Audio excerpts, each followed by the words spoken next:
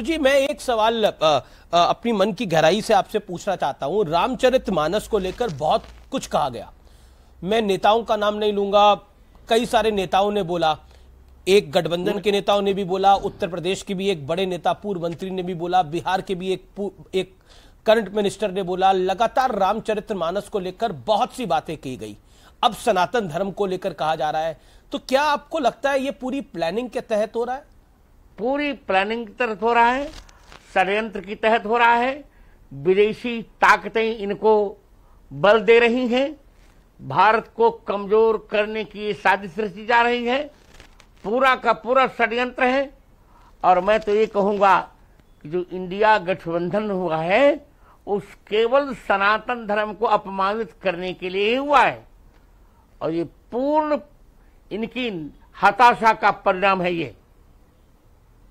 ये आप बड़ा आरोप लगा रहे हैं कि इंडिया गठबंधन जो है वो सनातन को टारगेट करने के लिए ही हुआ है।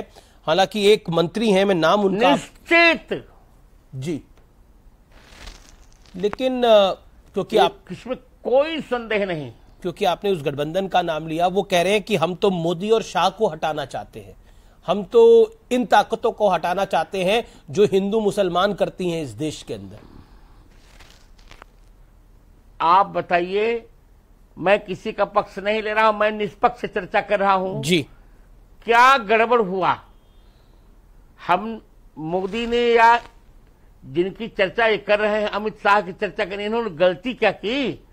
370 धारा हटाई, 35 धारा हटाई, कश्मीर को भारत में जोड़ने का एक साहस किया, चंद्रयान 3 उतारा गया दक्षिण ध्रुव पर, जब आज तक जिसको आज तक किसी देश ने नहीं उतारा था। अब आदित्य 11 भी, आदित्य L1 जी छोड़ा जा रहा है जी। सब कुछ तो हो रहा है। और G20 के ये प्रतिध्वनि आ रही, G20 के द्वारा भारत की विजय जयंती पूरे विश्व में फहराई। उनकी दृष्टि में गड़बड़ ये हुआ जी कि हम राम का पक्ष ले रहे हैं, और उनको स्वयं ज्ञान नहीं है कि राम से भारत की सत्ता है। रा का अर्थ है राष्ट्र और म का अर्थ है मंगल। राम के बिना भारत की सत्ता कैसी? राम मंदिर बन रहा है जी, सनातन धर्म की चारों ओर से विजय हो रही है, हिंदुत्व बुलंदियों पर जा रहा है, तो उनको हताशा होती जा रही है। और सब लोग पागल हो चुके हैं, जो मन में आता वही बोल देते हैं।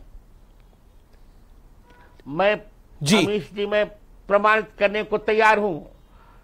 ऋग्वेद से लेकर हनुमान चालीसा तक 1.5 लाख पृष्ठ मुझे कंठस्थ हैं